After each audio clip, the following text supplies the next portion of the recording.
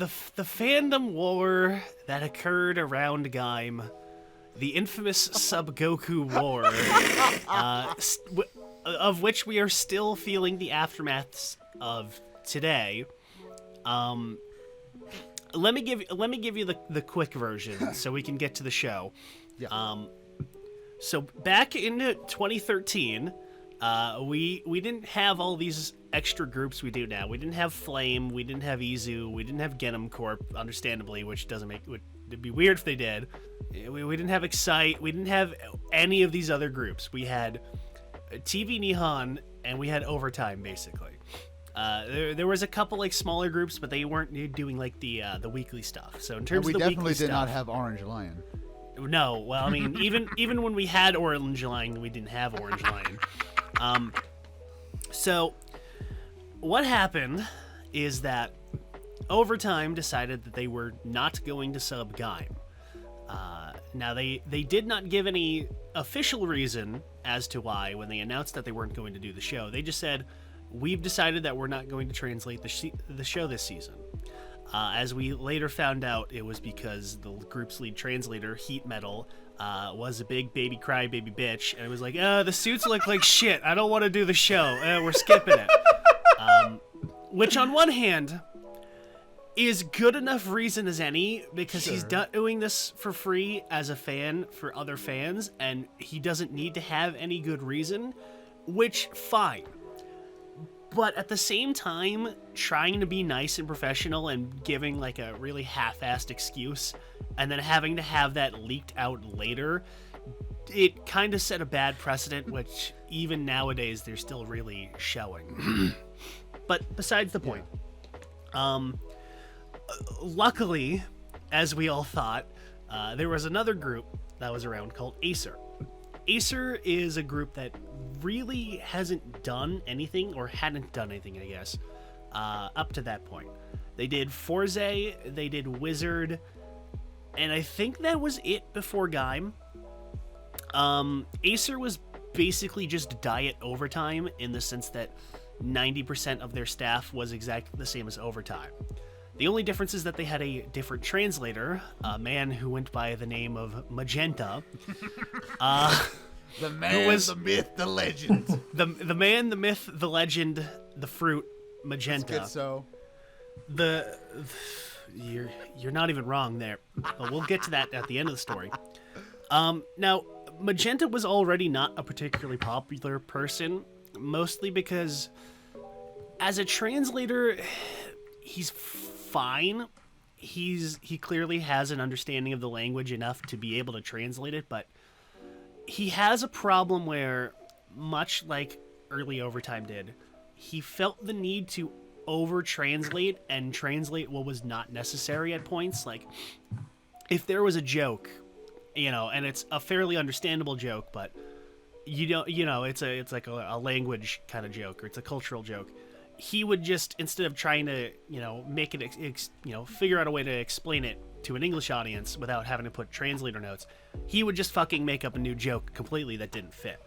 Or, more infamously, he had a very strong... He was a very opinionated, politically minded individual who liked to put his personal beliefs into the script where they didn't belong. Now, I can't think of many instances that he did this. He did this fairly occasionally.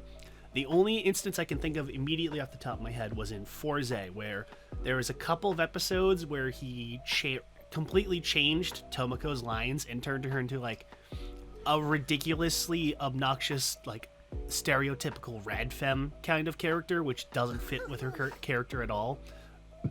But the man already was not very popular. So when Acer comes along, and he's like, hey, we're going to be translating Gaim, this incredibly Japanese culture-centric show of this already Japanese culture-centric franchise. Needless to say, a majority of the fanbase was like, all right, if we're going to watch your shit, you have to follow these specific rules, or we're going to murder you. You follow these very simple guidelines, and we'll watch your shit, okay? And he was like, cool, got it. Literally, the first episode comes out, and he's already ignoring it. because he changes the name of the Sengoku driver to the warring driver, which, quick Japanese translation guide. Sengoku, roughly speaking, means like civil war. It says it's the Civil War era, Sengoku era. Period. Technically, it's period, but I don't like correcting. Era, period, whatever. Not important. It's semantics. It's just semantics. If you want to be even more if you really want to be just even more technical about it, the Sengoku they use to write for the Sengoku driver doesn't even refer to the Sengoku Jidai or the Sengoku period of Japan. So just... Well, I was actually getting to that. Sorry. He changed the name, which, for starters, he shouldn't have done because it's written in katakana, which means that you're supposed to be reading it as Sengoku. It's not supposed to be the actual word itself. You're supposed to read it as that. But people got mad because why the fuck did you change it? You didn't need to change that. That's breaking one of the rules. That's breaking a basic translation rule. And this motherfucker's excuse, and I swear to God, this is true, and I have the entire post-chain screen capped. Oh, yes. Oh, no. Because he said, and I quote, "I didn't need to keep the name the same because it's not a proper noun since there's more than one belt." What? Which is not how grammar works. No, it does not. Now, on paper, yes, a proper noun refers to a specific instance of something. If there are multiples, sure, it's technically not a proper noun, but it is referring to multiple of a specific item or a specific, unique item. If it were referring to multiple belts, just generic belts, it's fine, but it's a specifically named belt that he is referring to. It'd be like if you fucking changed Optimus Prime's name because there's more than one Optimus Prime. It doesn't work that way. That's not how language works. So already, be that as it may, the name change wouldn't be as egregious if the motherfucker didn't put a fucking umlaut A into there. So it's supposed to be read as the fucking wearing driver. So immediately we're all in for a bad time here. And it just kept getting worse because I can't remember every single stupid one, because there was a lot of really, really stupid decisions that he made. Of course, Ornak, as I've gotten angry about before in the past. Ornak is a fucking classic. Ornak is a fucking stupid one because the show itself explains the joke 10 seconds after he says the name, so changing the name is not necessary. All it does is make you look like an asshole.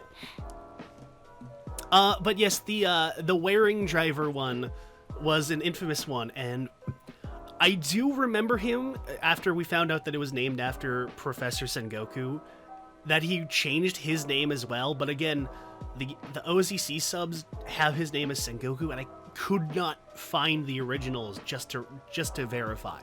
But try looking on their actual website. I tried, but I'm sure all those torrents are probably dead by now.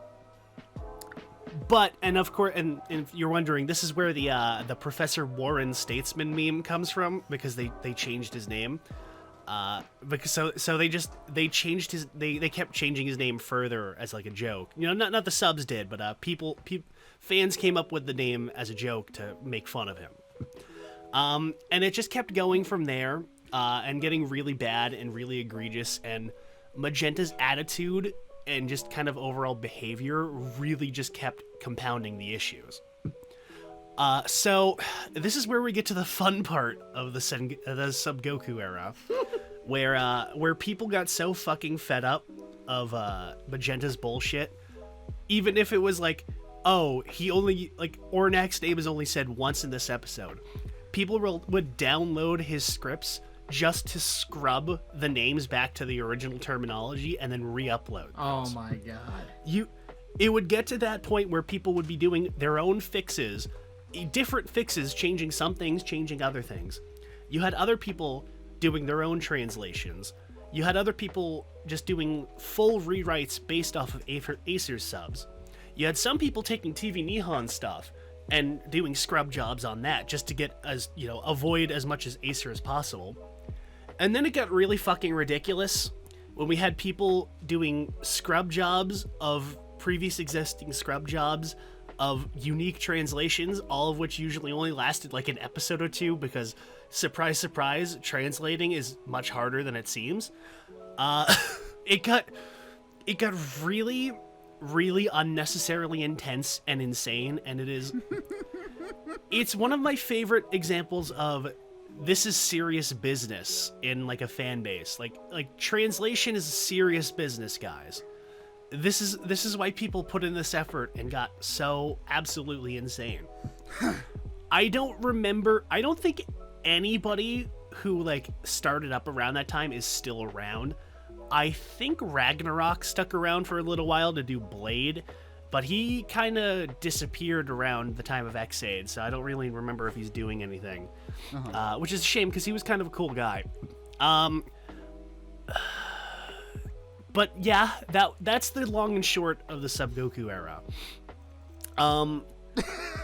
Is that, and of course, at the end of the day, most of the people who were involved kind of gave up by the end because Gaim by the end was just kind of a mess. Well, we'll get to that. So where does this story go from here? Well, Overtime didn't learn their lesson, as we all know, because they gave up on Xaid. For the exact same reason of it looks like shit. I don't want to do it. Thankfully we didn't get another one because Excite showed up immediately. It was like, hey, we're just gonna fucking do it, and they were good, and their subs didn't suck, and they also listened to people's complaints, so there was no reason to do anything. And then they skipped Saber, understandably, and then they skipped Revice because Heat is a big baby crybaby bitch. And now we're here. TV Nihon also. It almost happened again with Build though. Where there's like a few people coming out for no reason, just doing Build. It kind of was for a little while, but I don't think that was necessarily the same thing. I think it was just kind of everybody wanted to do Build for whatever reason. Yeah. It wasn't. We're so sick of your shit. We're gonna do it ourselves. It wasn't a full-on Civil War rebellion because the translators were just that incompetent. Don't say no. Just sub more. Yes. Don't say no. Just sub more. I mean, that fucking video got delisted because of YouTube. Dude. YouTube got rid of all of the unlisted videos. I was looking for that video the other day, and I found out that's right because they made all unlisted videos private now. I can't find it anymore. It was so funny. That was how I watched Gaim the first time. I mean, dude, fucking the Ornak reaction video. Might as well just call it Master Rider now. Yeah. You know what the weird thing was? When I watched Gaim... Sorry, go on, Jay.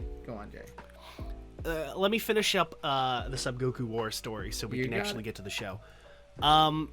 So beyond that, TV Nihon somehow learned a lesson from this because Takenoko also, this was around the time when TV Nihon was starting to get exposure for being a bunch of gigantic shitheads, and by TV Nihon I mean Takenoko because Takenoko is a gigantic shithead. Oh, we're gonna get canceled.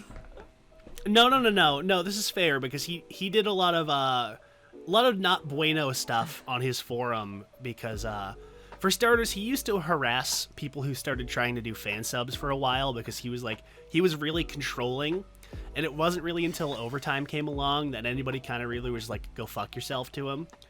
But he is just kind of like an egotistical dickhead on the forums. Like he would insult people because like he's an idiot and he wouldn't pick up on something. And then somebody would like, oh yeah, this and this and this, explain it. Or be like, oh yeah, we already knew that. And then he'd get mad about it. But this is not about Takenoko. He somehow learned his lesson from all of this because he got another translator to pick up his slack, finally. And TV Nihon was like decent for a few years until they finally got shut down. When did they get shut down? They got shut. Like last year. The with whole the Shirokura, that whole dealio on Twitter. Oh. Yeah. And whatever happened to Magenta, I guess. He went to the fucking Shadow Realm where he belonged. Pretty much. So Magenta, as I alluded to, was a very politically minded individual, and I remember him just kind of like giving up on translation and Rider in general because of Gaim's ending, because much like the Tumblr crowd, oh boo-hoo, it's symbolism. I don't like this symbolism because it's, you know, blah blah blah blah blah. So he kind of stopped doing subbing after that. Mostly, well, not that I don't blame him, because nobody would watch his stuff after Gaim anyways. And then, and as loath as I am to bring it up, it is unfortunately necessary for this story, because this is when fucking Gamergate started. Oh no! And Magenta got really, really super turbo invested in Gamergate. Specifically, he was one of those guys who would scream incessantly about how, those evil Gamergaters are bad, journalism, blah, blah. He was one of those guys. Magenta who works in prison schools. Yeah. Yes, Magenta was one of those hardcore anti-GG kind of guys, to the point where he was literally incapable of going like 5 minutes without screaming and crying about how bad it was, to the point where they, and this is confirmed, I remember this happening, they had to fucking ban his ass from the overtime chat because he couldn't shut the fuck up about it. He basically ostracized every single other person in the fansubbing community because he could not shut the ever-loving fuck up about this stupid internet drama bullshit. You would fit perfectly well with Twitter now. Well, that's kind of the end of the story, because like a couple weeks or so later, he just kind of stopped posting. He's just kind of gone. He might still be around under like a different identity. He maybe he fucking got off the internet and got like a real job. I don't know. No, that's the thing. Like he's not Magenta anymore. He's like Lavender. By the way, Possibly. Magenta, if you're still out there and you somehow hear this, because I'm going to be putting this as a separate thing on YouTube. If you hear this, message us. We want to know, what have you been up to, dude? Are you dead? Are you behind a fucking are you behind TV Nihon? What's going on here, buddy? Were you behind Subaru Kimura's blackface photos? Did you take those photos? You know what? He would be. You joke, but that's basically what he was like. Phil is but not yeah, a proper you know what? noun. If it would be interesting to see if one, he's still around, and two, what he's been up to. You know, as much as easy it is to rag on him because he was a piece of shit, and he most likely still is, I do kind of want to know whatever happened to him.